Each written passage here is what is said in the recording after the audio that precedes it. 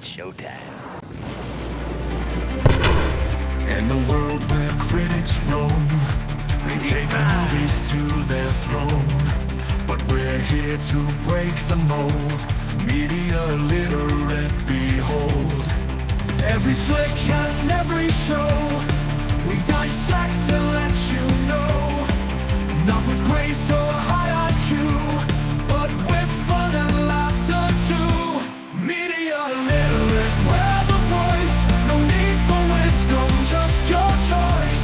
Popcorn in hand, take the ride. We'll guide you all through the tide.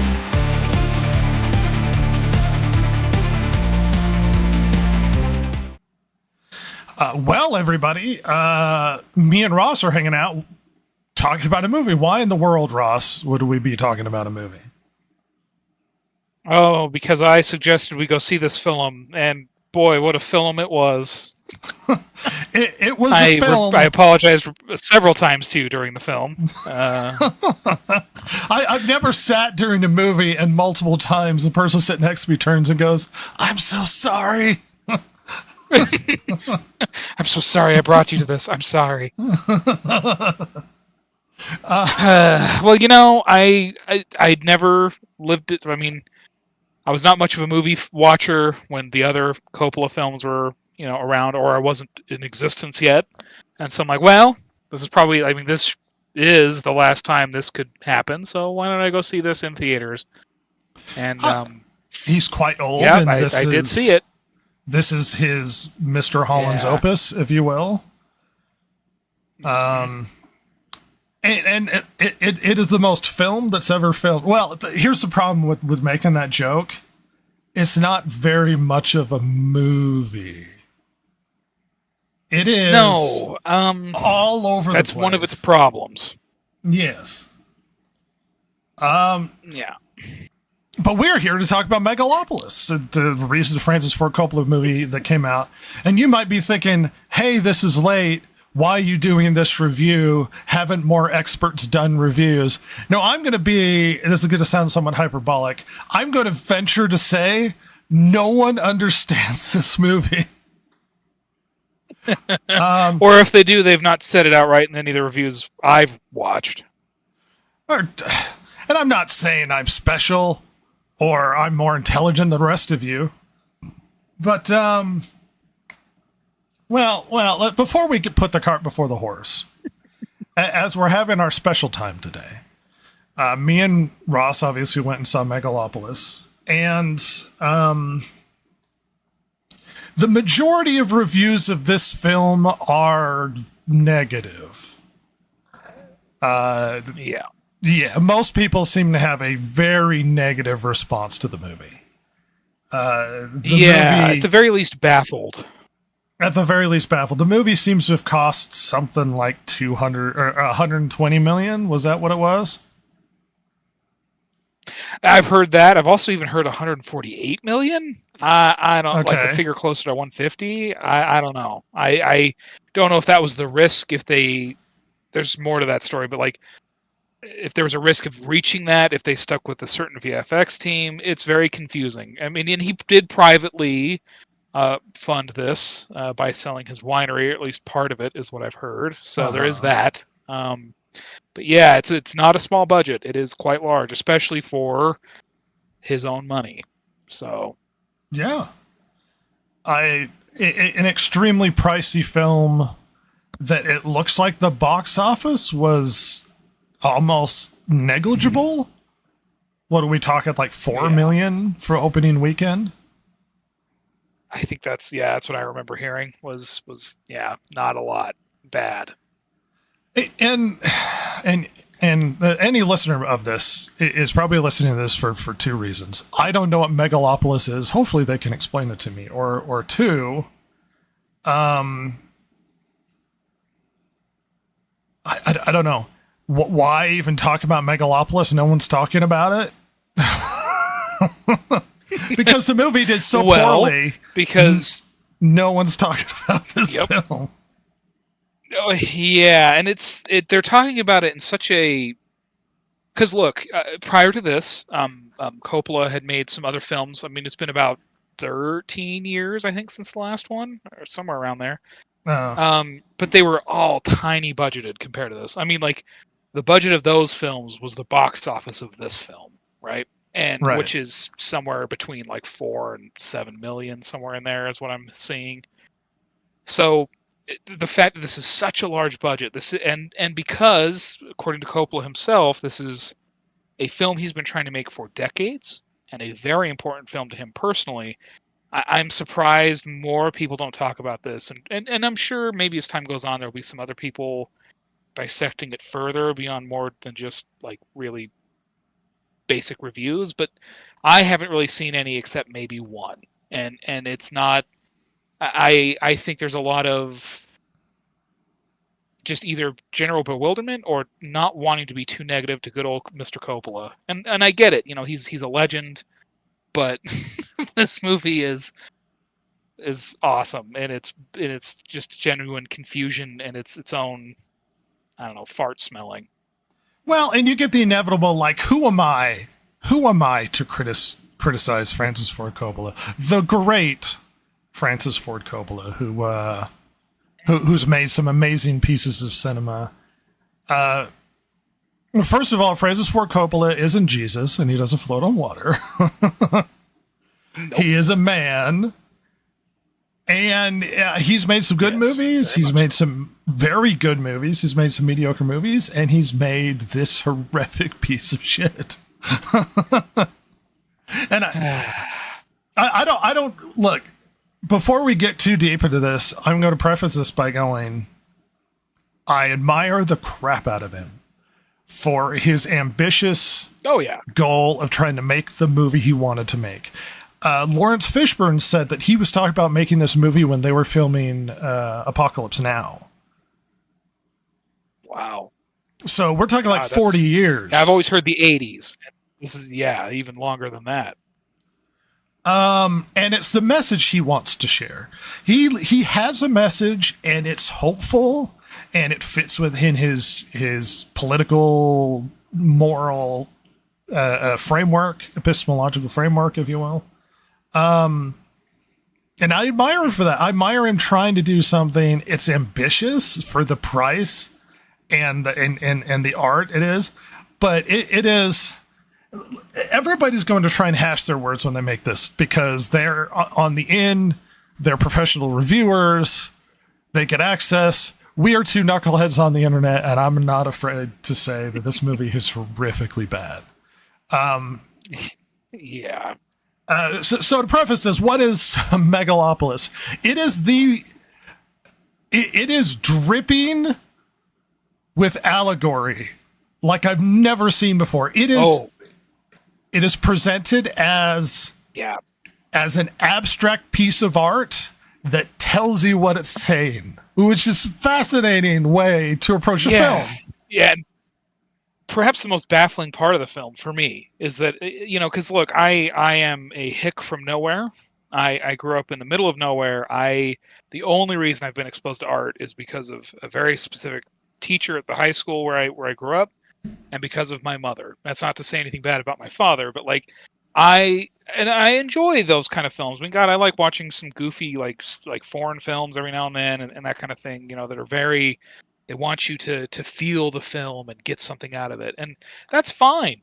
I think this movie would have been stronger had Francis Ford Coppola let it do that. But I don't know if it was in the edit or while he was making it, or at one point he, even in the writing of it, maybe, I don't know. But he would have these moments where it's like, oh, I see what he's doing here, and then it just tells you, like right after the visual tells you, and then they have. Morpheus, Lawrence Fishburne come on and tell you what it means. Like, oh, okay. Or Natalie Emanuel's character, monologue about it. Like, narrate. It's the most baffling, perhaps the most baffling part of the movie. Everything else I can see, but that is just the strangest thing. I don't understand why. I mean, I guess he's desperate to get his message across. He's scared people won't get it. Well, that's what's so fascinating is the film is presented, by the way, spoilers like crazy. Yeah. So if you want to see this film, I wouldn't recommend it. But if you want to see this film, obviously don't listen to listen to us. But if you don't care, or you've seen the film and you want to hear somebody's take, then obviously, enjoy us talk about the film. The baffling thing is, well, there's a lot of baffling things about this movie, not to override what your baffling comment was. But one of the more baffling issues with this is it's presented like it's trying to be abstract. Yes. Like it's trying to be almost interpretive. I liken how the film is presented to, you are presented with a strange abstract painting, and then they're asking you to look at the painting and then interpret it and get something out of it the way you feel you need to get out of it. Uh-huh. But the problem is, it's a really crappy looking cow. And you could see it. It's a cow. It's an ugly cow. It's poorly painted. And it's not really abstract, even though it's painted like it's an abstract painting, but it's a cow. And that's what's so weird about it. And it's like, and then the title is, men overeat beef. And it's like, wow, that's really on the nose. And it's like, well, you're supposed to interpret it, but it's a cow. I see a cow, you've painted a cow, but you're pretending like there's a lot more depth to the cow than there really is. Yeah, it's truly, it is, and it's so weird to me because so much of, you and I have had this conversation personally. I've mentioned this sort of conversation on the podcast before, but like, there's always this talk of, especially in cinema, but really in anything, any art form, of like, there's the artist's true vision, and then you have these bastard movie producers who and the studios who get in the way of that. But then when you have, so we have several examples now, major examples of these artists getting their way and getting exactly how they want it. And then the end product doesn't work very well, if at all. And this movie is another example of that. And well, Lucas is a good example of that. He got everything he could possibly want. He gave us the exact vision he wanted with the prequels, and his vision was muddled and poor. And it was his. And this is quintessential Francis Ford Coppola. He talked about how he did a bunch of different styled movies throughout his career. He did like a mafia style movie. He did some comedy style movies. He did a bunch of different styles. And he said, I don't really know what my style is. Maybe this was me exploring what my style is. Maybe this is my style. This is a quote from him. Well, not direct quote, but a surmise. His style is orange. Yes. Go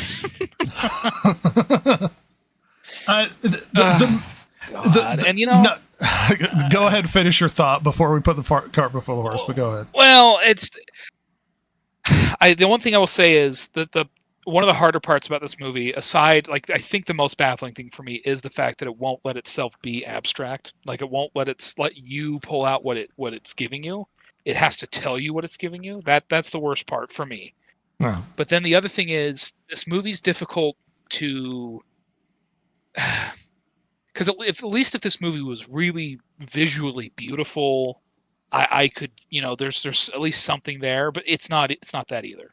So both the narrative, which we'll get into, I'm sure, and the visuals, which I'm sure we'll also get into, are problematic. And so then you're just left with what? And it's oh God. So it's like when he says, well, this is my style, it's like, what? Okay. What is this style?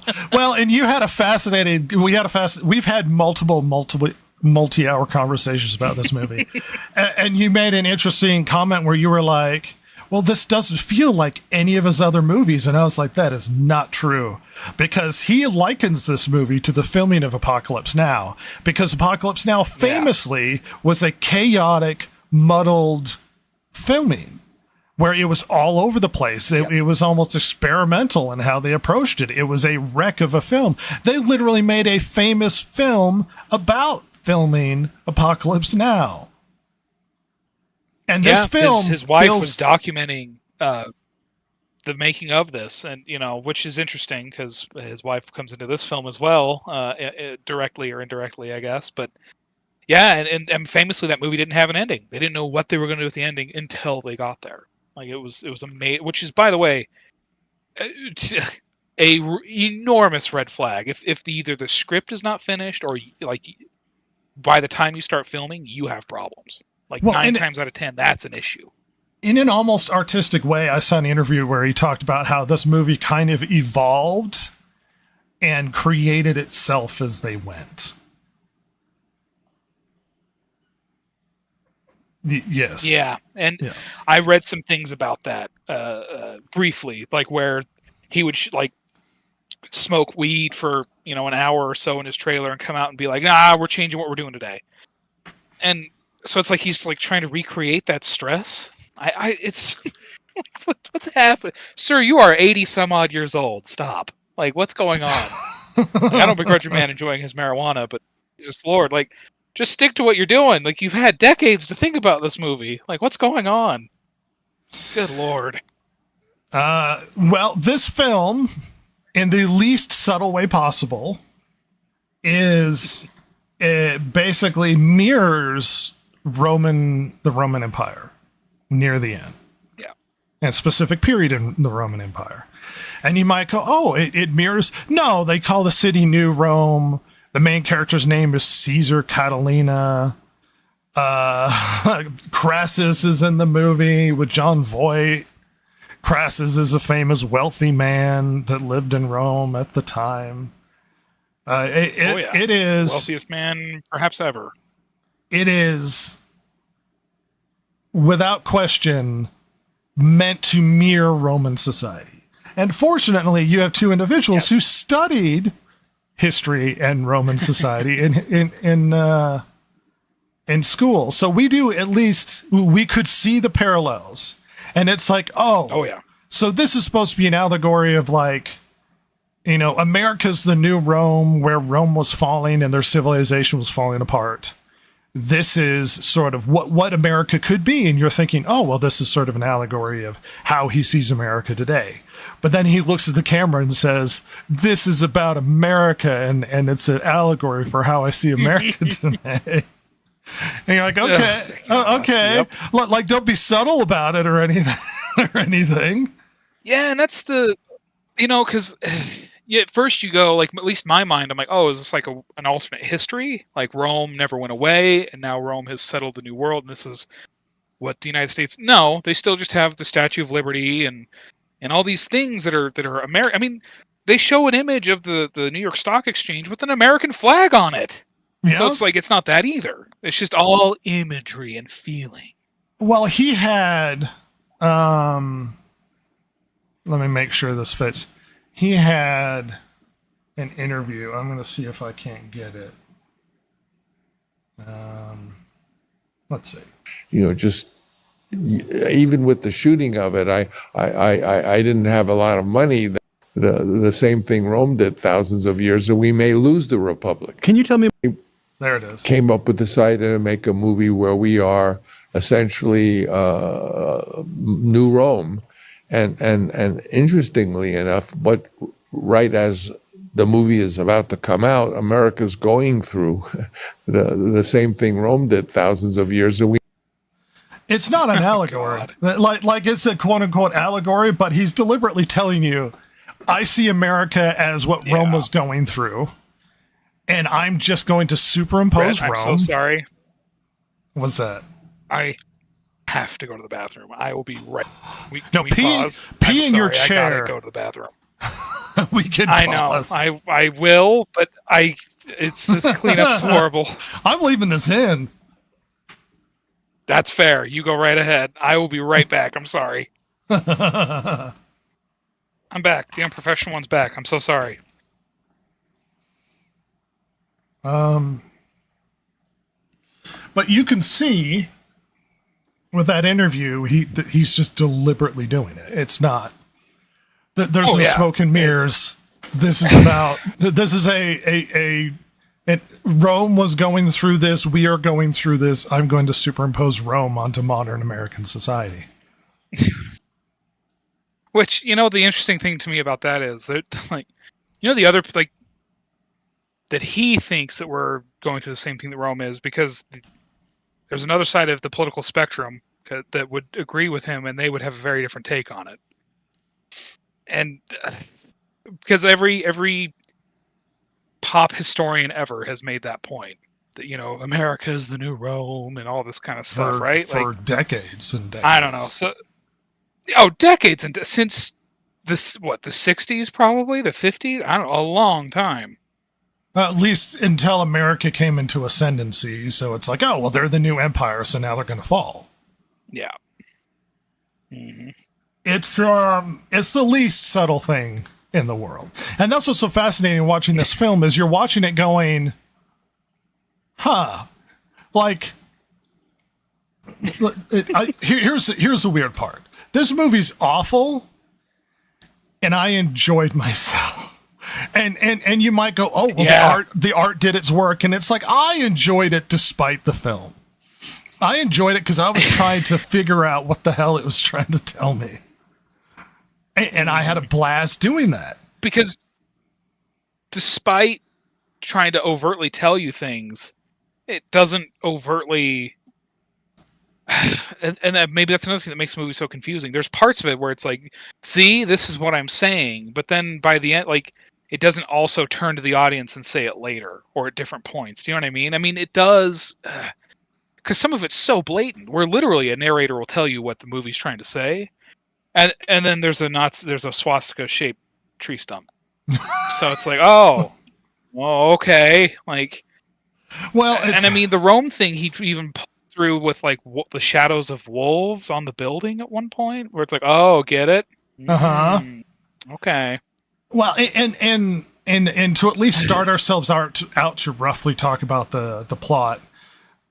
It jumps all over the place in writing style, dialogue style, in visual style. It jumps all over the place in almost how the characters are presenting themselves. It feels almost schizophrenic, like it's back and forth like crazy.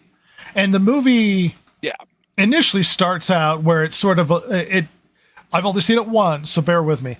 It starts out with basically talking about this guy named Caesar, who is like the head of architect and design, so to speak, in the city. I don't know why he has so much power, but he's the head of architecture and design in the city. He's not the mayor, who you would assume he'd be able to fire him, but with this show doesn't function in logical ways, so don't hold it to that. And he has grand designs for the city.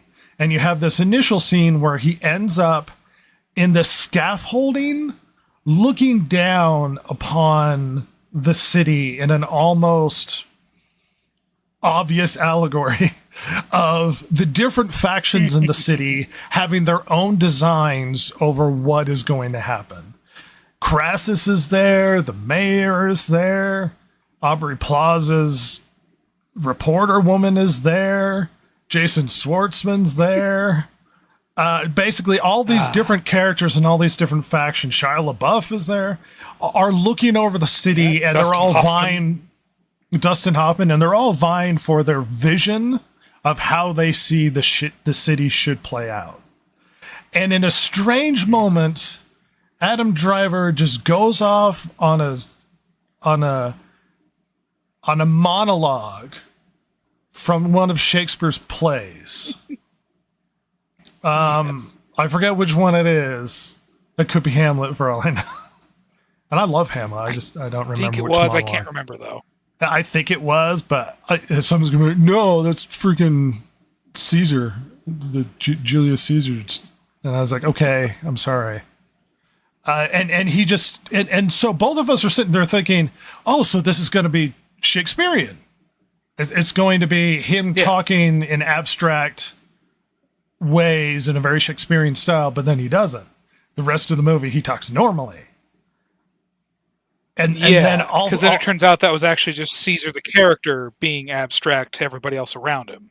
being right. Yeah. But then you have a scene where he's in his office talking to Julia, the mayor's daughter, and he is talking in almost a poem-like rhythmic way when talking back to her as she came in to talk to him about her father and that sort of thing.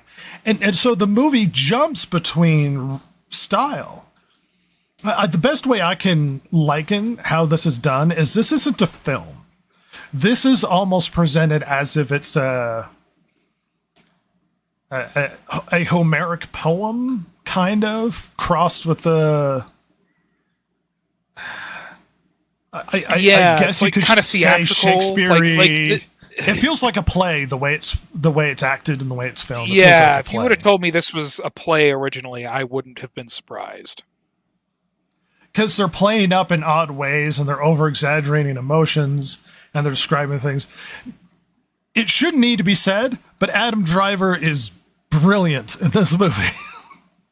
With what he's given to do, he is weird. amazing. I've run into some reviews that didn't like him, and I don't know how, because he's the only thing keeping this thing together at the core, right? Like he's the most entertaining entertaining watching thing this is because the guy who has the most dialogue is doing a great job. I thought Adam Driver did wonderfully. Shia LaBeouf is also very God bless Francis Ford Coppola for picking him.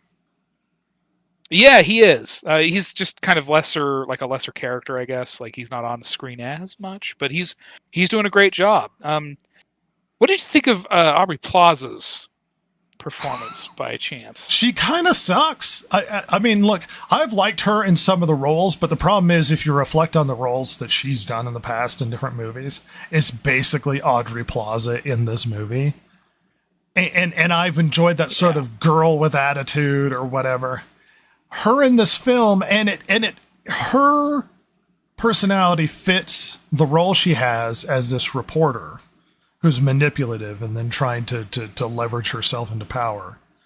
But she's when placed in contrast to very dynamic, very good actors, she looks like crap. Like, yeah, she's it's way not over the good. top, and I get why maybe that stuck with people more than say an Adam Driver performance. But They saying her role is really it's good because they said that she was the one one review I listened to was like she's like floating above all of it with her performance, and Excuse me. Well, in a sense, like, you know what it reminds, like, here's what I think they're getting at. You remember Batman or Robin? That fine film from the 90s. Yes, with an E. And then you had the gal that plays Poison Ivy. I forget her name right now. I'm blanking really hard. Uma Thurman. Uma Thurman. She's playing it very almost campy, right? Yeah. And everyone else seems confused on how they should be playing this. Because you have George Clooney, like, kind of just being George Clooney. Like, there's not a lot of menace to him as Batman, and he's just... I mean, George Clooney works fine as Bruce Wayne, but you know what I mean? That movie has that problem. You mean the where Bat she card just kind of where hits he the could, tone just right. He's like, I'm going to get takeout, and he pulls out his Bat card. And... Yes. Oh my God. The back. The Bat card. I knew that movie was a problem. I think that's what people think. When he's in the Batmobile and Commissioner Gordon gets on the screen, and the first time you've ever seen him in an actual officer uniform, he gets on the screen and goes, yes. Batman, there's a new villain in town. And I was like, okay, now that we're passing off the illusion of we're dealing with like people, like we're not treating this seriously. We're just calling them, it's a new villain. It's like, okay, never mind. Yeah, and then Mr. Freeze is like, get the heroes. Like, oh, okay. Time to put you on ice. Time to put you on the ice. But I think that's what people might feel her performance is doing. I disagree. I think it I think it shows so over the her top lack that of it kind of acting ability. detracts. Yeah, I didn't love it. I mean, I think she has she's limitations. just crazy in this movie by the end. Yes, I think she has limitations as an actress, and people like her. She's attractive, and she cannot act. She cannot act. This is basically the extent of these are versions of her personality.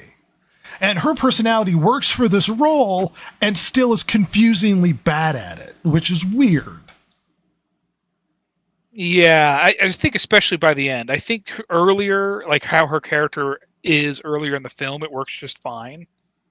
But by the time the end of the film comes around, where she's trying to be like this, pulling the different strings of these different people, like it does not work at all. Like it just falls really flat for me and a little, like almost comical. I just did not understand that at all. Well, and she's sleeping with Adam Driver's character Caesar because she's got designs of power. Yes. She is manipulative. She has desire to elevate herself status wise in quote unquote New Rome. And the problem is Adam Driver is like this listless dreamer, creative artist douchebag who is like, oh, if you want to sleep with me, fine. And then I'm going to go smoke some pot and then think about like my art on the, on the veranda. Like that's the sort of guy he is. Like he's just using her, which should display him as some sort of villain, but she's desperately trying to use him. So you don't feel bad about the relationship.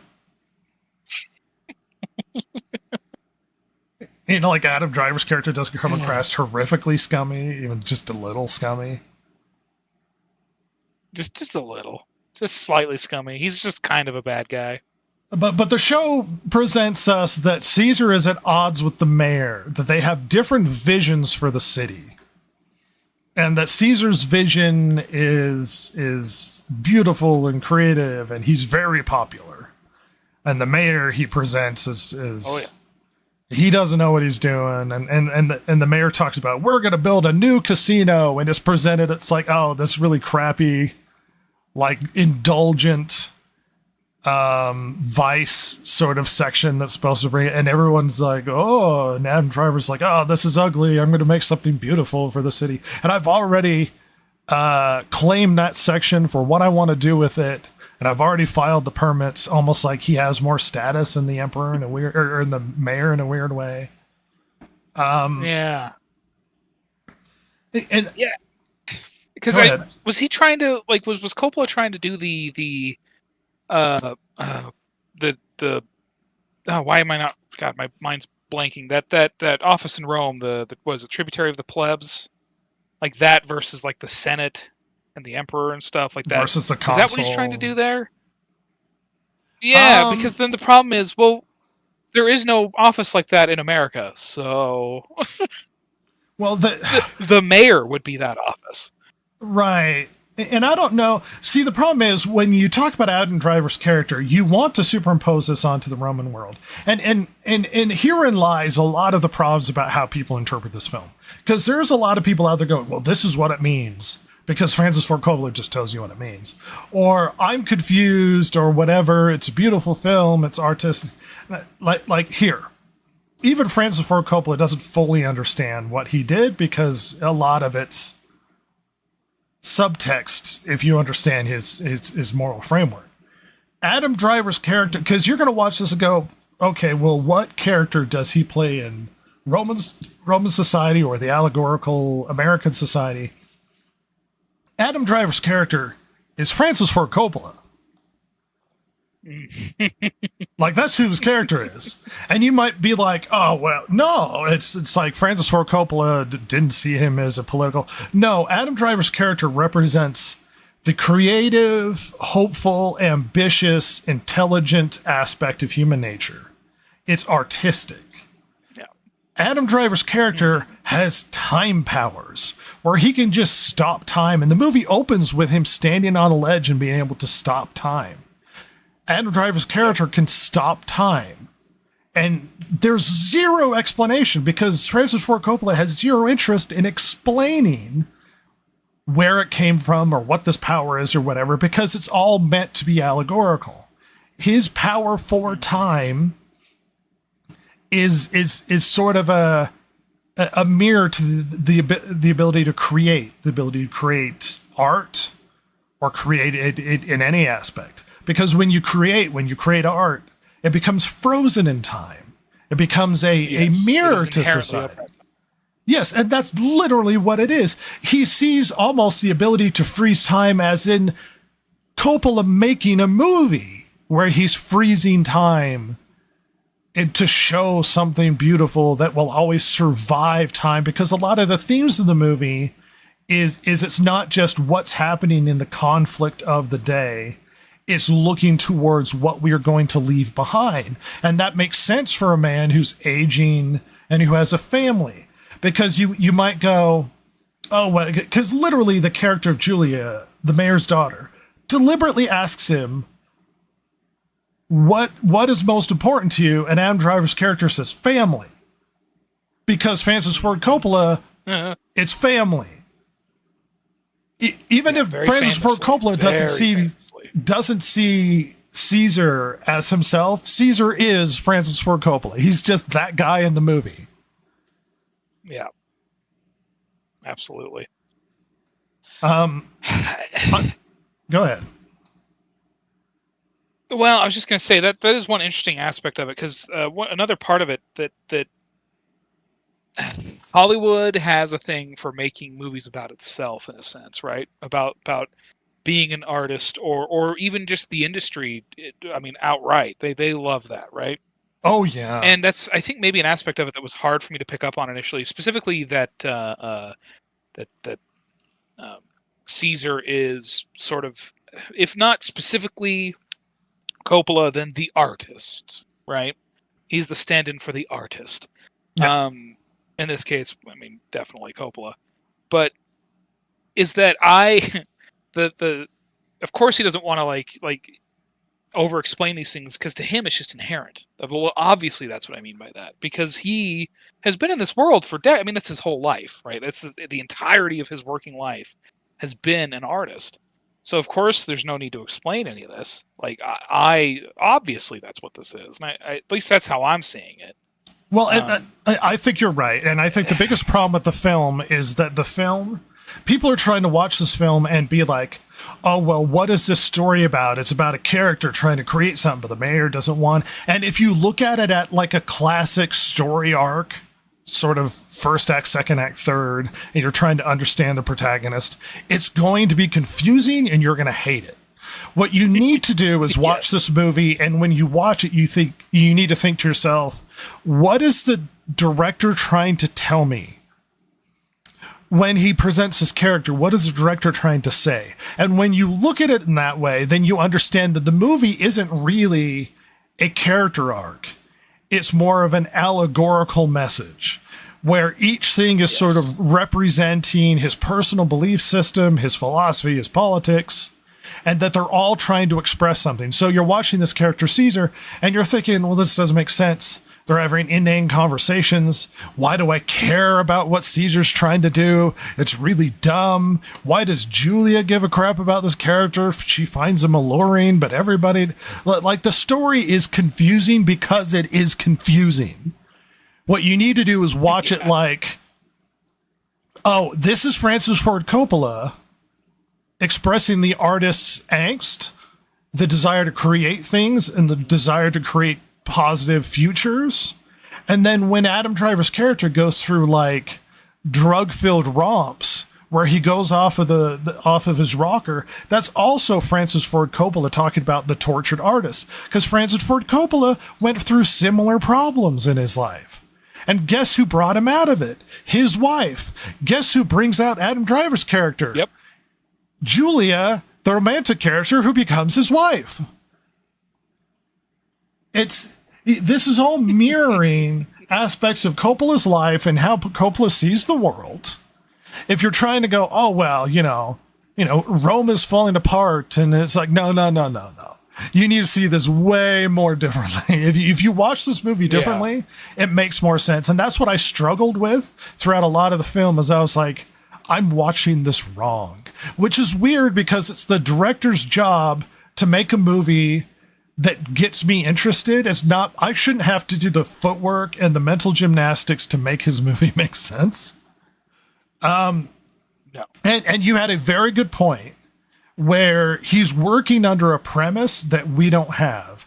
A good example with early writing, with creative writing, or any sort of writing, if you're writing an essay or anything, is the problem is when you write something down and then the teacher or professor, whoever reads it, comes back and they're like, well, this doesn't make sense. You need to explain this better and whatnot. The problem with writing is when you put stuff on paper, it makes sense in your head, but it doesn't make sense to the person because they don't have the framework. They don't have the background. They don't understand your, they don't understand the breadth of your knowledge or your philosophy. And one of the biggest flaws in this film, I keep saying biggest, but there's so many flaws in this film. One of the biggest flaws in this film is this Francis Ford Coppola presupposes that the audience carries with it the value system that he does, and we don't. So a lot of it comes across as confusing when he's trying to tell you about how he sees the future and the world and the moral systems he comes from. And if you don't carry those, then it becomes a muddled mess. Or if you don't understand what he's trying to explain to you, it becomes a muddled mess because he's taking advantage of the audience and presupposing you have knowledge already that he doesn't have to explain. But the problem is, it's almost like he made this movie for an insular bubble of people who are elitist early 20th century progressives who sit around, smoke pot, and talk about making the world a better place and utopian idealism and the possibility of we're so brilliant that we can make systems that can survive into the future and make the world a better place. It's the belief in humanity that exists in this film that is the undercurrent of his personal philosophy. And if you don't buy into that, if you don't understand it, it falls flat on its face and it's a steaming pile of horse crap. Yeah. And I would argue, even if you do understand it, which you do, and right. I now do, I should say. Right. I now understand what he's getting at. It still is not that great. No. No. It still has problems. Even if I agreed 100% with what he was trying to say, which I don't, but let's say I did, I could still find issues with how it's presented, with how he wants to get that point across. And well, and it becomes it has inherent issues. Adam Driver's character doesn't become fulfilled because he ends up being this crazy character who goes off to, they have this big scene where they're at a Colosseum, like Rome. And the Colosseum represents sort of the vomiting up of American culture that's meant to stimulate you. Like there is, I don't recall exactly where the interview is.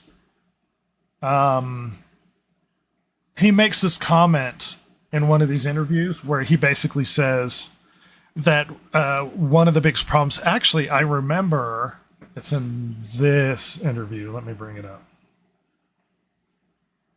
We may seeing the parallels then between. Well, I'm not the only one seeing it. Everybody, they do Saturday have lived on this earth. I won't play a game with you. They don't know, but it's about 300,000 years. Yeah. Homo sapien. How intelligent are we? Are we just a little more intelligent, or are we a lot more intelligent? Yeah. How great are we?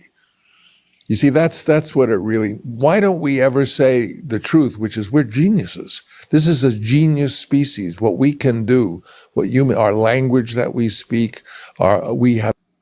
I'm not getting the exact moment, but that's a telling point of how he sees this movie of brilliance of mankind. But he talks about how a lot of the media that we put out there is essentially, it's meant to make us happy and give us endorphins, But in order to do that, we already have to be unhappy. And so it's almost like stimulant, like base consumerism sort of thing, where it's like a vomiting up of just generic media. I think he describes it in a cookie cutter sort of factory art that isn't art, in his opinion. And he expresses that in this movie when they go to the Colosseum and all the important movers and shakers are at this place, Crassus and the mayor and all these really important people. And we have gladiator fights, and it's professional wrestling where they're doing literal professional wrestling. And then they have the Vestal Virgins, which is a thing in Roman history where you would have these virgins that would swear their virginity on behalf of Rome. And sort of to maintain their purity on behalf of Rome. And they have this Vestal Virgin who's swearing her purity on behalf of Rome. And here's the hilarious part. The artist, Francis Ford Coppola, Caesar, makes her a dress that's invisible.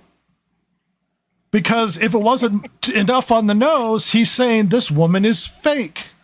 She's see-through. Yeah. What she's presenting isn't real. Literally on the dress, it says, this dress is invisible or something like that. And then the character goes out there and she starts singing in a very modern American pop style. And I was like, what is this supposed to be, Taylor Swift? Like who is this character? And he's telling you, yes, this is Taylor Swift. This is modern pop culture. They are fake. They're presenting a style and a presentation that are trying to make you think, oh, well, the purity and stuff, when she's not pure. Literally in the movie, we get this scene where you realize she's not pure. She is not a virgin. She is violated because she's fake. What she's presenting to you isn't real. But was she? Because was that maybe AI? Oh. Well, in a very poor AI, it was Shia LaBeouf's character that was boning her. And they tried to AI Adam Driver's face on it, and it looked really bad. They're like, look, it's Adam Driver. Oh, no. And you know what? I thought there was going to be more to that whole Vestal Virgin thing. Because, again, I was, okay, this is Rome. This is America is the new Rome.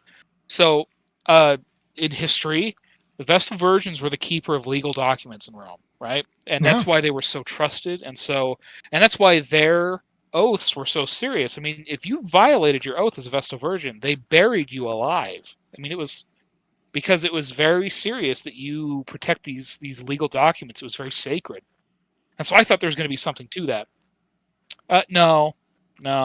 She just comes back with a bad girl image as a pop star. It's like, okay. Well, there we go. And that's the end of that story. The point isn't to wrap it up into an overall narrative. The point is he's pointing fingers at aspects of American culture. He's saying, look at that. Isn't that pathetic? It's not art. It's fake. Her dress is see-through. God. And it's so obvious what they're doing. It's like, yeah, I see what you're doing, Francis. This is very obvious. It's super cool. I understand your messaging because the layman will be watching this. Not that I'm better than everybody, and they'll be thinking to themselves, well, what's going to be the consequences of the Vestal Virgin, like them finding out that she faked it? Like, how is this going to affect Rome? How does this affect the mayor's status? How does this? None of that means anything to this film. It's all allegory. The movie is him talking about American society in a deliberate allegorical way. So if you're trying to find a through line of plot, it ain't there. Or if it's there, it's poorly written. And it's vaguely there. I mean, there is a plot-ish. It's just poorly structured in a way that makes it confusing and hard to understand. The only real through line for the plot is Caesar wants to build his utopia, his megalopolis, and the mayor doesn't want to, and the mayor doesn't trust him. That's it. I mean, there's some B stories around it, but nothing else matters. Well, and more specifically, Caesar isn't complete without Julia. Like he can't fulfill his dream, his vision without Julia, which circles around to his message of family. That what you really leave into the future, which is another central theme of what do you leave to the future? What lasts? And what you really leave is what you create, not just artistically, but through your family. And you can't be an artistic individual except through your family, which I find a heartwarming and positive message, because it's very important to him, his family. He is very proud of his daughter and how she's flourished as a director. And that's great, because Adam Driver is Francis Ford Coppola in this movie. Unquestionably so. Yep. Well, and the movie has this contrasting character. So Crassus is Mega Millionaire Man. And Crassus is actually the uncle to Adam Driver's character, Caesar. Oh, and by the way, if it wasn't too on the nose, when Caesar, Catalina, and Julius Cicero come together, they be Julius Caesar. Yeah. Because if it wasn't too obvious, we need to tell you. God. Good Lord, where I was going. But there's this contrasted character, Shia LaBeouf's character, who is the son of Crassus, who is this indulgent, self-absorbed, sleeping with his sisters, dressing in dresses, doing whatever wants to, jealous of the brilliance of Caesar. I wonder if this is like one of his brothers or cousins or whatever. That seems very on the nose and very possible. And Shia LaBeouf is this petty, jealous individual who's obsessed with Caesar, and he doesn't think he's that great, and he's better than Caesar is. And Shia LaBeouf plays it very well, this like petty, indulgent, pathetic sort of vice-filled individual in this new Rome. And Shia LaBeouf's character, Claudio. I think they say Claudio. It's spelled with O, though. Yeah. So. Claudio, he's obsessed with him, and he finds a way. He's the one that sleeps with the Vestal Virgin, and then AI Adam Driver's face onto it. He's the one that hires a little kid to shoot Adam Driver in the face. Well, now, Rhett, he didn't do it directly. He just said if any of you guys to kind of become his own man, to show that he too matters, because he overhears, I guess, one of his sisters say that Adam Driver's character Caesar is hot, and that really bothers him. He overhears this, by the way, while he is harassing a model on the runway. And gives her his number. It's so bizarre. Anyway, so to become his own man, he's going to run for election. Yeah. And he becomes this very populist, I see that you're downtrodden, even though he hates these people. I will get you the justice you deserve. Yes. It's very MAGA-y, very Trumpy. Well, literally. And to the point where he gives a speech standing on a tree stump shaped like a swastika. And Francis is like, oh, there's no political messaging in this movie. Oh my God, I know. So funny. It's like he's trying to downplay that in the Q&A before the movie, I guess, and in interviews. And it's like, bullshit. And that's fine. Look, whatever. Have your political messaging in it, but my God, it's so stupid. It's very on the nose. And oh yeah, and Claudio says to his goons sort of abstractly, if any of you actually could, I need him out of the way, and if any of you could actually do anything, something like that, right? Just very passive aggressive-y. And so this goon that he picked up during a parade do you remember pays that a kid to blow Caesar's head off. Well, remember that, is it the same goon that has the sun, the black sun on the his black forehead? sun, which is a pseudo-Nazi party, and I think they're in Greece, but I think they might be other places. Yeah, it's a I think it's sort of a Nordic symbol. I know the Golden Sun is a like Nazi-ish party that has a similar imagery on it. You see that imagery a lot in the war in Ukraine, used by both sides. So it is very much a fascistic Yeah.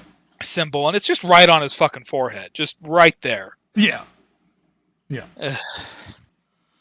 And it's so on the nose that he's literally, and here's the problem, because there's this overall message of the great brilliance of mankind. Adam Driver's character has an individual conversation with the mayor and a speech at the end where he says, we need to have a conversation about the future. We need to almost in a uniting sort of way of create a new future and positive and whatnot. And I was like, but for the people you have serious political disagreements with. Because his message of, well, let's unite together. But I'm not talking about that guy that was standing on the swastika stump. Not him. And I'm not. No. I'm not talking about like, those okay. rabble-rousers in the street. And it's funny because in the context of the movie, they have a point, because there's a bunch of poor people that feel ostracized by society, to the point where Adam Driver's ability allows him to walk around and see literal representations of the pain and suffering of society the way it really is, with like statues exemplifying justice being worn out and tired and leaning, and that justice is on it's on his knees or whatever. And then Adam Driver's like, I'm going to build some new artistic, amazing building, and then tears down a bunch of tenements. And a bunch of these poor people are like, where are we going to live?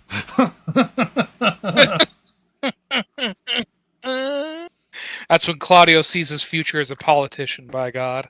Well, and I saw this interview where the guy was like, well, they have a point.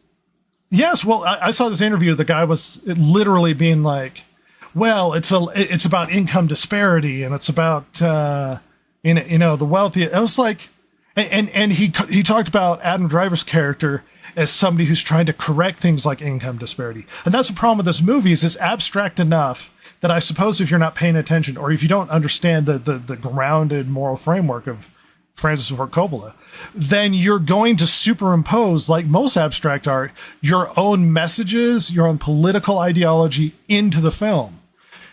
Francis Ford Coppola has nothing to say about income disparity in the movie. He really doesn't give a shit, except for the plight of the poor, which is a general sort of message of society isn't doing well. We need to elevate everything so that we're all doing well. He has almost nothing to say about that. He has nothing to say about climate change or a lot of other messages. He has a very specific message he's talking about. And if you're going to watch this movie and superimpose your own ideology, it is theoretically possible for a right-wing person to sit and superimpose their ideology into this film, because it's so abstract in its presentation that it's possible to look at like the rabble-rouser populists and be like, oh, well, they're the rioters during the COVID or whatever. You know what I mean? Where you're sort of pushing your own, like how you view things onto how the film is representing things, which is a problem with the film, because it's trying to be abstract, but it isn't. It's not talking about that. It's deliberately talking. And the sort of right-wing populist stuff is so obvious that you go, oh, this is going to go somewhere. But it doesn't. Like, it's just another B-side thing to the overall message of Adam Driver has a vision for the city. He's going to create something magical and something amazing. And he almost asks the city to follow him in faith. Believe in me like you believe in mankind. Yeah. And that's one of the core issues with this movie, is it talks in this general sense of, like that clip I just recently played, of hopefulness and how you view the future, and that mankind is brilliant and we are capable of solving our problems, and we just need to have a discussion about how to fix things. And this comes from an early 20th century sort of progressive way of looking at the world. That we have seen the world advance so drastically fast through the Industrial Revolution that we became in love with the brilliance that humankind is able to create. And we started to think, if we can do all of these amazing things that we've been able to do, like flight and whatnot, then what could stop us? Can't we restructure society to fix the problems of society? That was sort of the progressive message. Who says that the structures of society are the way they are, should always be that way? Can't we change it? Can't we fix it? Can't we have a positive outlook? Historically, that ended up creating some horrific atrocities, is the problem. That outlook that you could perfect mankind. Yeah. Because mankind is not perfectible. We are flawed human beings. And he has a very hopeful view of mankind. He is in love with humanity. And Coppola sees Driver as sort of the expression of the brilliance of mankind. That we can create beautiful, amazing things. And the future is not the end of the Roman Empire. It is a brilliant future with really ugly looking architecture. But it's so Art Deco-y-ish. Oh wait, no, yeah, his living metal. Oh my god. Yeah, it sucks. Hey, everybody remember the fountain? Remember that imagery? Anyway. It's ugly. It's like ugly life. as sin. And I would his perfect society would make me want to off myself in Minecraft. Yeah, if I had to and it would live be easy in this to do. There's no guardrails. Yes. If I had to live in this awful, ugly looking society of the future. Not a guardrail in sight, by God. OSHA's going to have a field day. And that's one thing too. Overall, this movie there's parts of it that look good. Don't get me wrong. Like, not every scene is just a hideous thing to look upon, but so much the imagery is just, it either looks cheap or it just has this orange tone to it everywhere. This yellowy, orange, golden tone. Which, I mean, they're trying to like show. I think especially anytime Caesar is up on the roof, like talking about his vision or anything, like they yes, that look. They want it to look like that, like maybe because of the MacGuffin metal. I forget what don't they call it Megalon? Yeah. But like, so I get that, I guess. But you know what it reminds me of? It reminds me of Deus Ex Human Revolution. Remember that game? It was just orange, the game, and I like that game. But good Lord, it was at the end of that era where everything had to be toned with some sort of like filter every game. And this game, this movie reminds me of that game where it's just orange. and so, well, and I'm sure the color is meant to represent some sort of hopeful, like vision of the future. I guess. Yeah, it just reminds me of urine. Well, the color isn't chosen without purpose, I would say. No, it's definitely for a reason. Whether it's like a golden age or something, but it's just a sunlight, bright, happy, whatever. But you brought something up very interesting, like when you were talking there about sort of like Caesar and how this movie wants to portray kind of, and how Coppola, whether he intends to or not, portray this sort of trust in me, like sort of trust your betters. They know what's good for you, and it's interesting. Rhett, you know what's interesting about that is that last week when we watched this fine film Megalopolis, I made you watch a different film, a film called Mission to Moscow. Yeah, you did.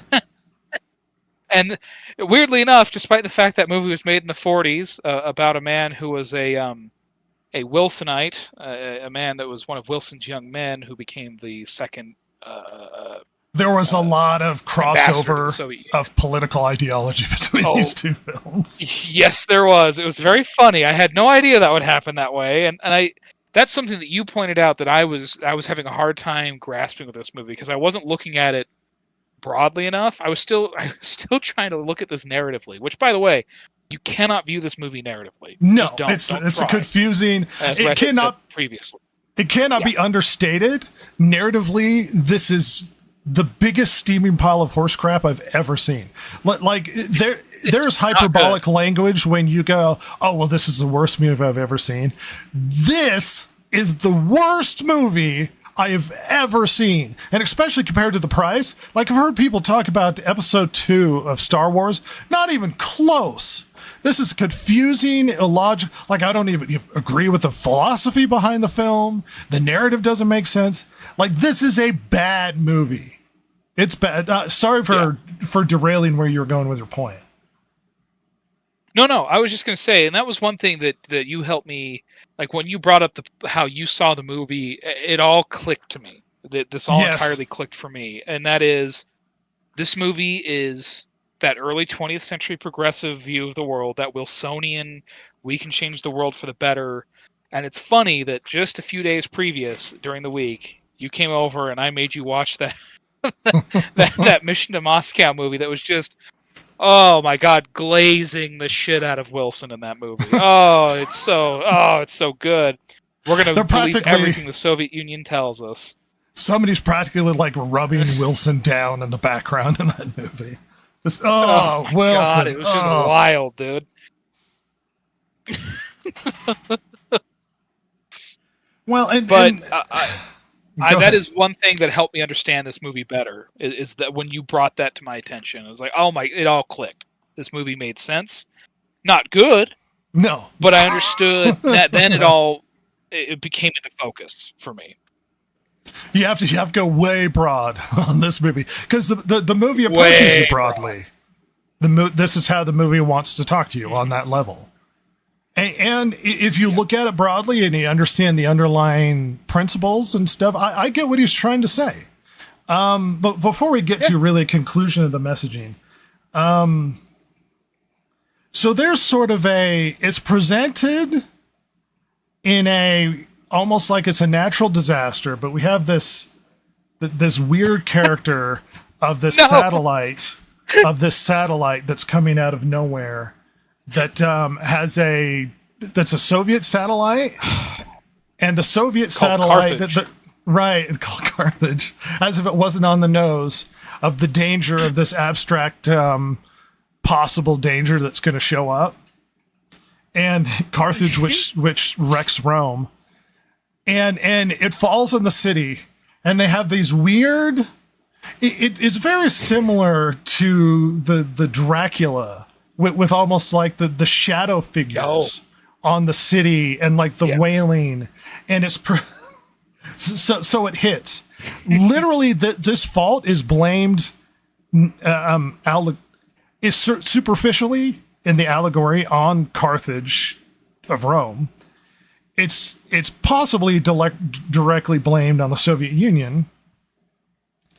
Allegorically, it almost represents an abstract person who wants to harm Rome, that though they are an active participant who are making a deliberate attack, they are also treated as if this is a natural disaster and we just survive it, the terror of it, and then we move on.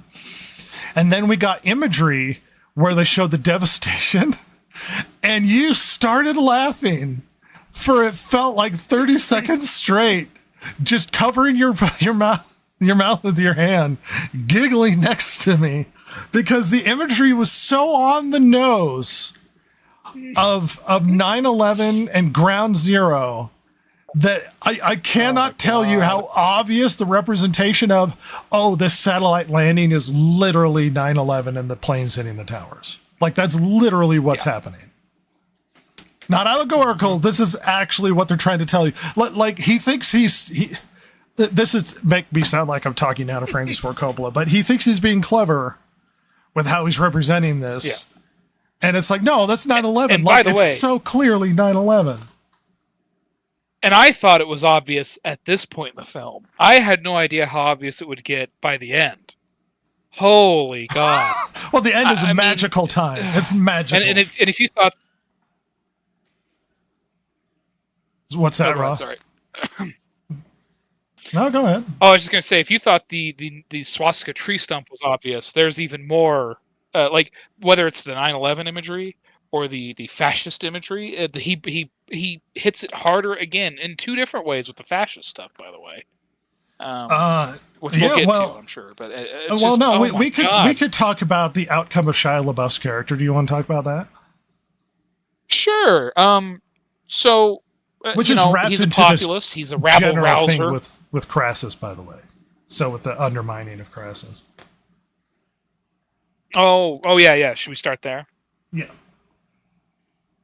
Okay, you go ahead on that then. I'll let you. I can't recall exactly. Oh, I remember. Yeah. Well, Aubrey Plaza's character, the reporter, has designs on power, and because she can't get it out of Adam Driver, she goes after Crassus, and she marries the old man Crassus because he's got absurd amounts of money, which makes her super powerful. But despite the fact she's married to Crassus, John Voight, she still wants Adam Driver. And she still has claim to him. And she's jealous of Julia inserting herself in Adam Driver Caesar's life. Well, Julia just seems to replace her, and Aubrey Plaza doesn't seem to care about it.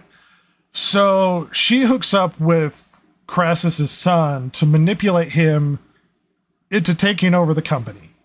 And she sleeps with him in a weird, awkward way. Where Shia LaBeouf's character you get to see Shia LaBeouf's bush. It's lovely. And he's easily manipulated, where she's meant for him to take over. And on the side, he's running for public office and everything, and is manipulating the masses with very generic, like, he literally says, "Don't tread on me," in part of the film. Yeah. Anyway, they hook up and they have plans to take over, and John Voight is pretending to be infirm, like his mind is gone. And at the end, they're dressing up for some Saturnalia ball. And Aubrey Plaza's character is literally dressed up like Cleopatra, as if it wasn't obvious when Cleopatra and Mark Antony hooked up to try and take over Rome. And Julius Caesar, Crassus pulls out a bow and shoots them both. Because he's Robin Hood. Because he dressed up as Robin Hood, the wealthiest man in Rome. And he just murders her. As if it wasn't on the nose, her to dress up as flippant Cleopatra of all people. Oh my God. So bad. But yeah, John Voight shoots them both, but Shia LaBeouf's character doesn't die. But we get a lot of symbolism with the end of Shia LaBeouf and his populist movement, which you can go ahead on. Well, so he runs off into the street, and I believe he runs into his one of his cronies, and they're like tattoo forehead or whatever. Because he's been shot in the ass. Yeah, I think it was. Yeah. Well, they get cornered by this populist mob, because at this point in the movie there's like these huge riots going on and these like crazed mobs running around or whatever, and they run into him, and they're mad at him because he couldn't do what he said he could and all these things, and he sold them out, and now he's the head of this bank that Crassus ran. Now he's the head of the bank, and so he tries to give some more like weird one-liner, like right-wingy sayings to try and get them on his side, and they beat the crap out of him and then hang him upside down just like they did old Mussolini from that gas station. And it's so obvious. Literally a parallel to Mussolini, like exactly. Yeah, like it is the exact same. Yeah. Oh God. And that's the end of Claudio. That is the end of our right-wing populist Claudio Trump Mussolini. And that was he got bamboozled by a woman with her vagina and then got shot in the ass and then murdered. So what a guy. Well, and we didn't talk much about the mayor. Giancarlo's character doesn't like Adam Driver because he's in opposition to his goals. Giancarlo's character, he kind of, to me, represents the old guard, those unwilling to change. And he might not be, he might be corrupt, but he's not malicious necessarily. Well, I mean, he does. There's this whole side thing we don't need to get into it. Adam Driver's character Caesar was married and she died when she was pregnant. And he's haunted by her image with really bad like scenes where it's almost like he's on the on a stage for a play, like reaching out to her in this really bad CGI. God. It's ugly. It's really bad.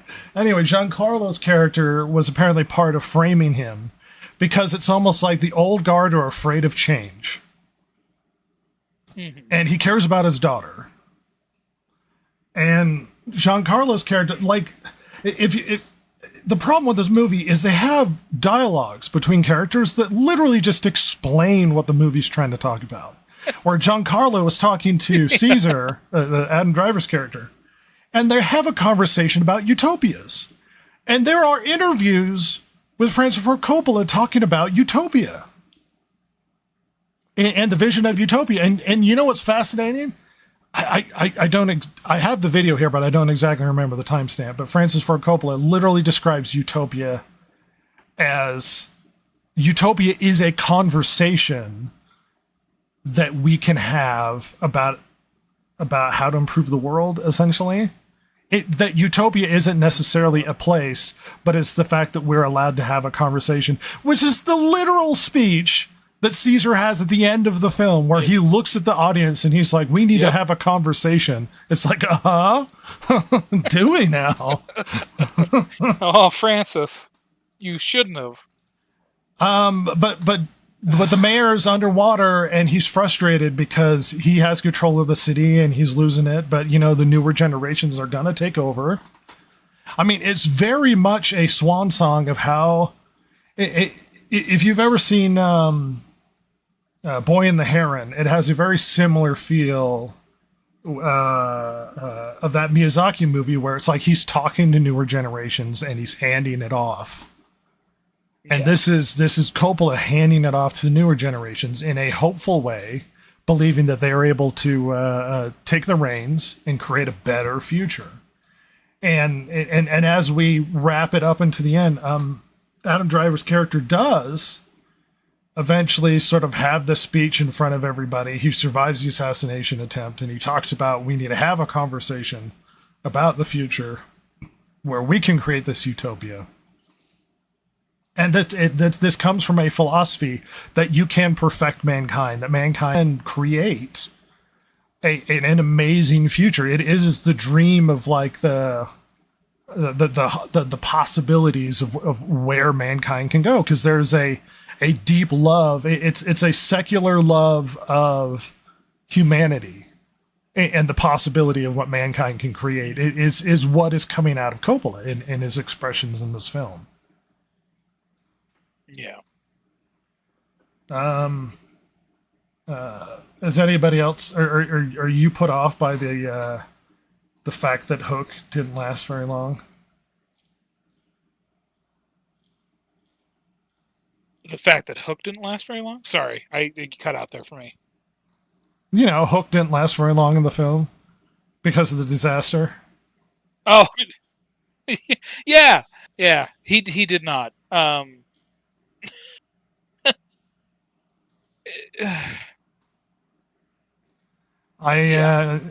Jason Schwartzman's in it. He's just kind of a side thing because he just wants to be in a Francis Ford Coppola movie. Did you figure out this thing with the mayor's crew that they're just kind of there? Yeah, they're they recognizable characters that are just a part of it. Yeah. Did you realize who Lawrence Fishburne's supposed to be? No, I didn't. He's a historian.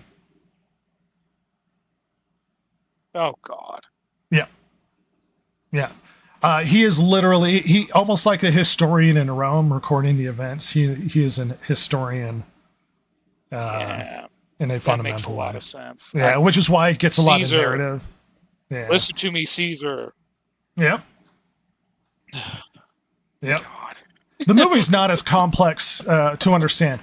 However, as obvious as the messaging is in this movie and what he's trying to say and what he's trying to express, because if you've listened to us talk about this in a disjointed way, you'll go, oh, okay, that the movie makes more sense now.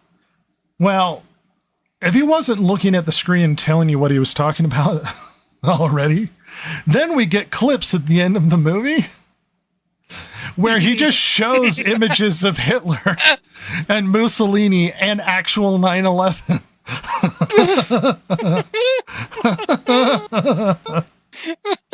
Oh my God. Every time I forget about the ending until I like think about it for like the movie for very long, and I go, oh my God, that's right. I forgot he had stock footage in the end of this movie. Jesus Lord. Yeah. Just images of Hitler and Mussolini and 9/11, just 9/11 images. And the rubble of 9/11. Yeah. He actually started filming footage for this film in 2001, and 9/11 happened. God damn. So that footage is his, like it's stuff they filmed originally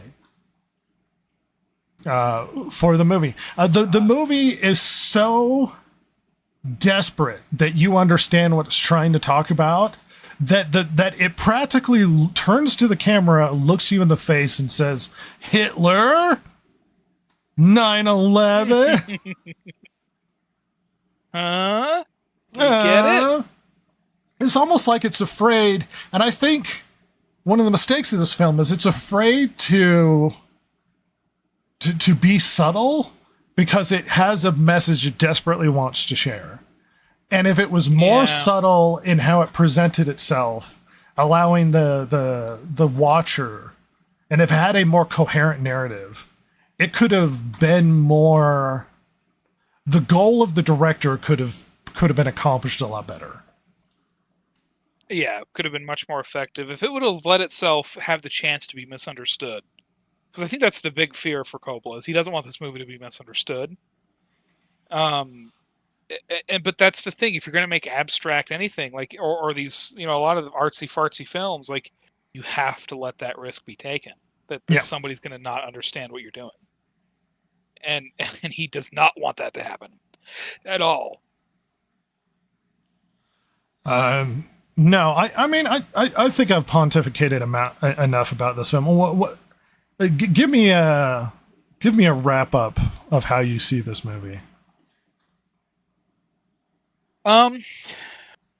You'd mentioned the Boy and the Heron earlier, and I think they occupy similar spaces in the artist's mind and in their filmography, in that they wanted this to be kind of their send off, their message to the world and to those coming in behind them now that they have entered old age and are, like, frankly entering the end of their life. And Coppola, that's what I think. I mean, very clearly, I think that's what he wanted this to be. And that, hey, that's great. And especially where this is a movie that he got to make his own way, that he got to make using his own money. He was not beholden to anyone except himself. Yeah.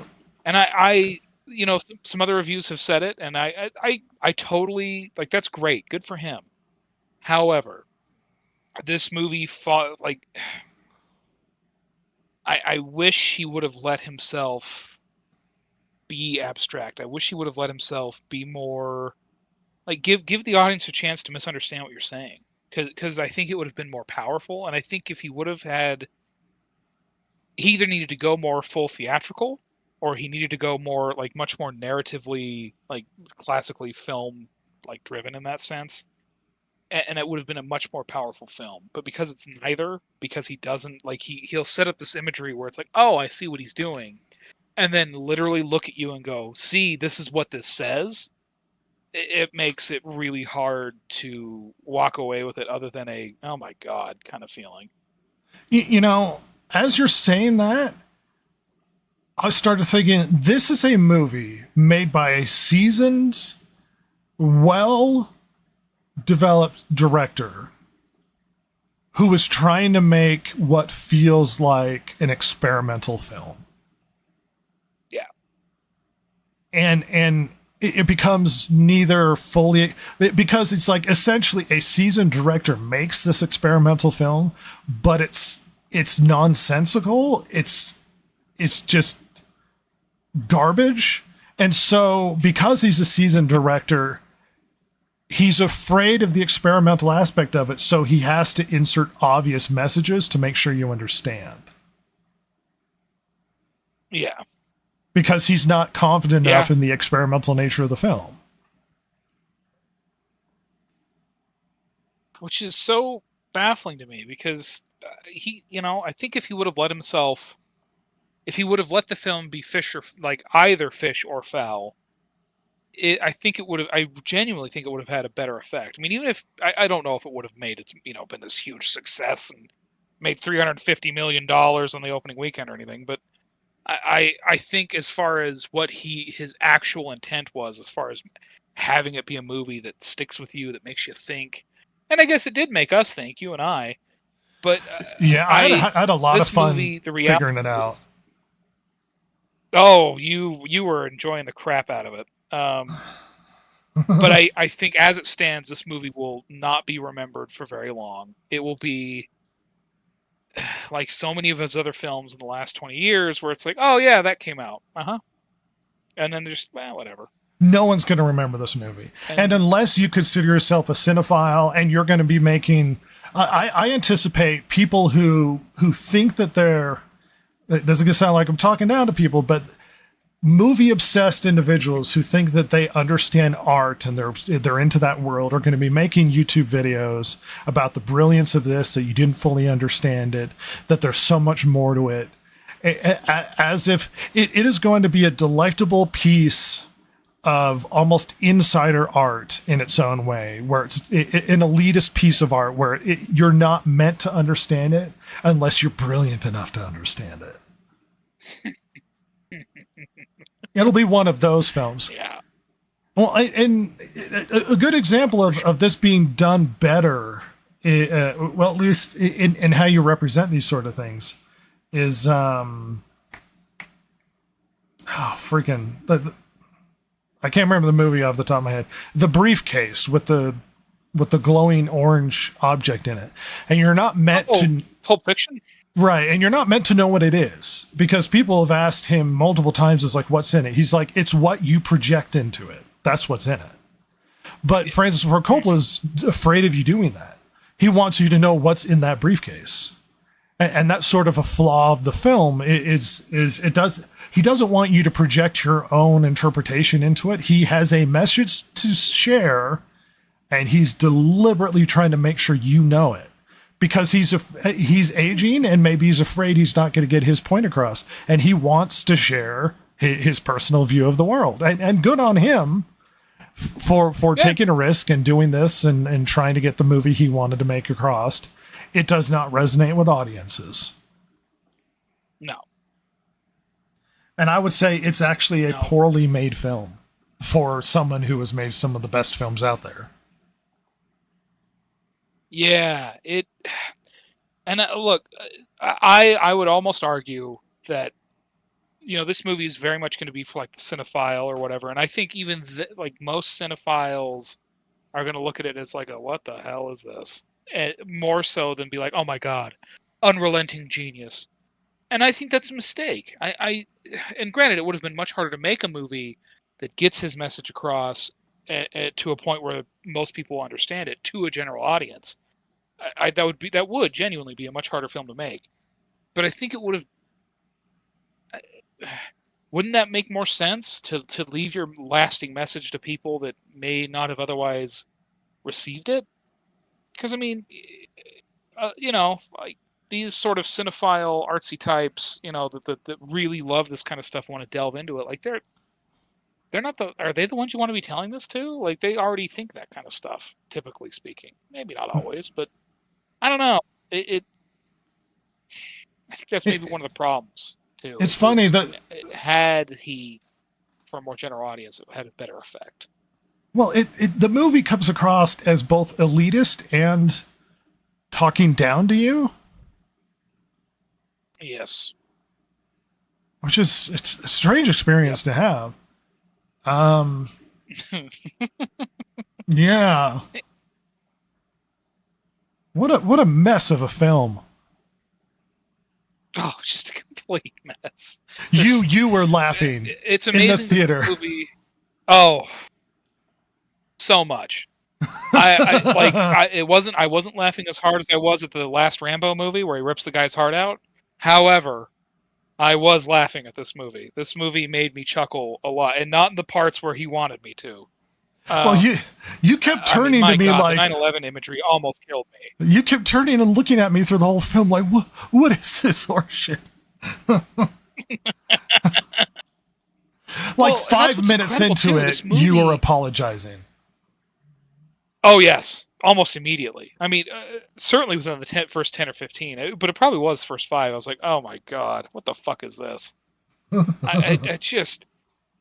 Because this movie is neither completely beautiful as far as its imagery. This movie has a very disjointed and hard to understand... Like the narrative doesn't work. And its messaging is so blatant and yet dumb, like kind of dumb. So it occupies this very strange world where you can see what it wanted to be, you can see what it could have been, and it doesn't do any of it, really. The choice to make this movie and the choices Adam Driver makes acting wise are courageous. Like the things he's able to, like the things he does in this film, like this is peak actor man just going hard, and he goes hard, and it's like the movie deserves a Razzie and Adam Driver deserves an Oscar, weirdly. Yes, yeah, genuinely, he works fantastically in this film. God bless him. I mean, if anybody had any doubts that he could act, he keeps this film going, and in a way that isn't like there's only one scene where I go like, oh God, what the fuck is happening? But that's it. Other than that, every bit of his acting I believed. I wanted to listen to and see what he was saying. Like, it worked. It worked great for me. It worked great for me. And I'm a cynical asshole. Well, even if that's the funny thing. Even when the movie comes across as bad, Adam Driver, even if he's saying nonsensical dialogue, he is selling hard. Like, he is crawling over broken glass to try and act out the dialogue given to him. Yep, 100%. He's doing a great job. He does a great job. Well, this was fun. Well, you talked about Megalopolis. It is an experience. Don't watch it. It's not good. It's not a good movie. You won't enjoy it. I'm just going to tell you right now, you will not find this movie enjoyable. Probably not. The odds are low. I mean, if you want to see it down the line because you want to see all of Coppola's filmography, yeah, whatever, go for it. If you're a cinephile and you want to go down that road, then fine. The average viewer, like, I wouldn't recommend this if you're bored and it's free on streaming. Yeah. Like, it's not worth your time. It's a long, arduous journey. No. Other than that, don't do it. Yeah. Unless you're just morbidly curious as to what in the world is this awful film. Maybe it's not as bad as everybody says it is. It's like, no, it's as bad as everybody says it is. It's bad. It's bad. Oh, yeah, it is. It is that bad, and it is that baffling, and it is just not that good. If I didn't turn it into a game of trying to figure out what the hell the movie was talking about, I would have hated every moment. Instead, I turned it into just a baffling, enjoyable, like trying to parse through this really psychotic, poorly structured piece of weird abstract art. Like, just what is this talking about? What is this? I would look over to say something to Rhett, and he would just have this look on his face, like what, like just like, oh my gosh, like just you were definitely enjoying trying to pick up everything this movie was putting down. And so I guess if you're like Rhett, if you want to really dissect the crap out of this, you might find it enjoyable. Don't pay money to do it. No, don't do that. No. Find some other way to support Coppola, but not through this film. But hey, it's been a good time. We should run out of here kicking and screaming. We have other movies to see. But it's been a fun time talking about Megalopolis with you, Ross. Oh, Rhett, thank you for having me. It's been joyous. I'm glad we watched this together. Well, this is your podcast, too. It's not like you're a guest. Well, but you know what? You're the guy handling all the audio and the hard stuff. I'm just showing up to yak, so I appreciate it. And if I hadn't seen this movie with you, I would have hated every moment of it.